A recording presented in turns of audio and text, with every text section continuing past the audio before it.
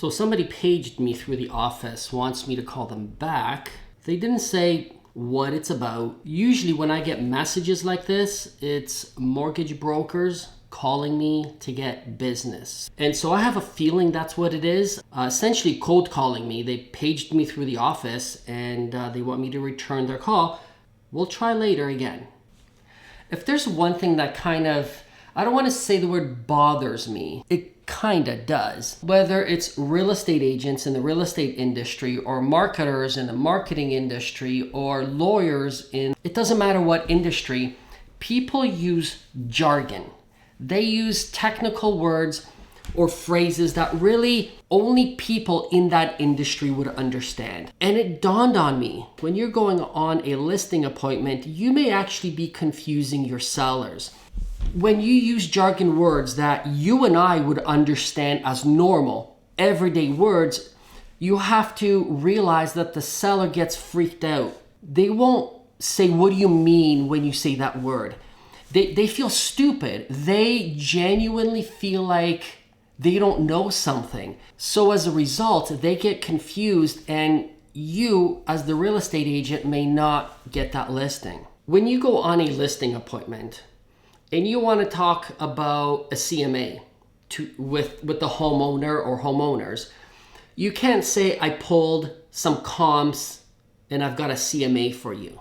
They have no clue what a comp is. CMA and comps, we talk about that constantly. And we go through this fancy schmancy listing presentation. We say, look, these are the comps. Look at the result of my CMA. That's why this house is worth $250, for example. They're going to question it because when you say, I pulled comps and the CMA tells me, what they hear is I pulled and that tells me. They may really like you as the real estate agent. You may be doing everything right. They don't know why you're communicating to them in language that they feel they should understand. And if they don't, they kind of feel dumb or a little bit insuperior.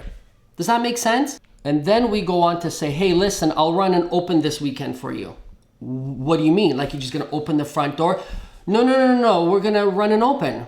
See, we know that means open house, but they don't.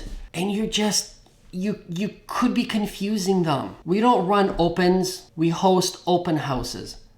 We don't run comps. We tell the seller what their home is worth based on comparable properties. I hope that makes sense. Can you hear that? My cat's literally outside my office door just meowing to get in. Let's carry on, shall we? Another one is inventory. Well, the inventory's low, the inventory's high. And yes, to you and I, that makes perfect sense. We know what inventory means, but a seller hears mop, mop, mop, mop. So perhaps when you're talking to a seller, you can say, there are a lot of homes on the market that a buyer could choose from. The selection is really high. You don't say the inventory is high. Or instead of saying the inventory is low, you can say, well, there aren't as many homes on the market this month versus last month. They don't understand inventory. Well, I can't say nobody understands these jargon words. What I'm saying is you have to assume they don't understand jargon words. You have to speak plain, simple language.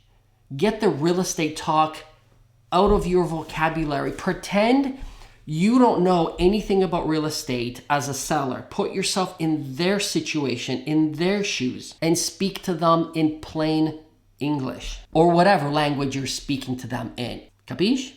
Now that we've got that out of the way, here's a question.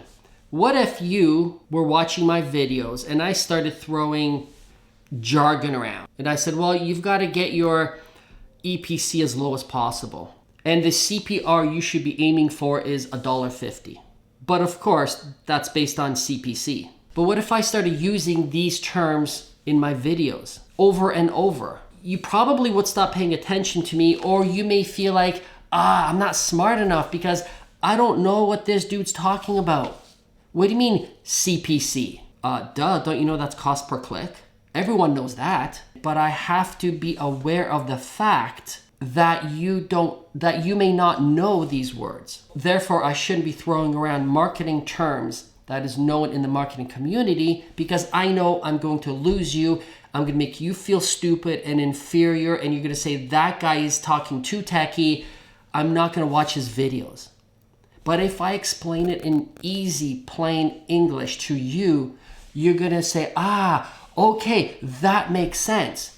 I will jump on YouTube every now and then, and I will see real estate agents doing a mock-up listing presentation in front of the camera, and the amount of jargon words they use is ridiculous. They're doing this mock-up presentation in front of another real estate agent or perhaps in front of their manager, and they both understand that lingo.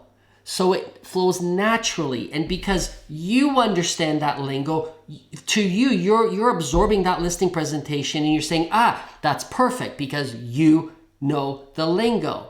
But I'm willing to bet if you get a stranger off the street and you say, watch this video, they're gonna turn it off in 20 seconds because they're gonna say, I have no clue what they're talking about. And you're gonna say, that is the best listing presentation ever. I'm gonna use that. Yeah, we understand each other? Are we on the same page here?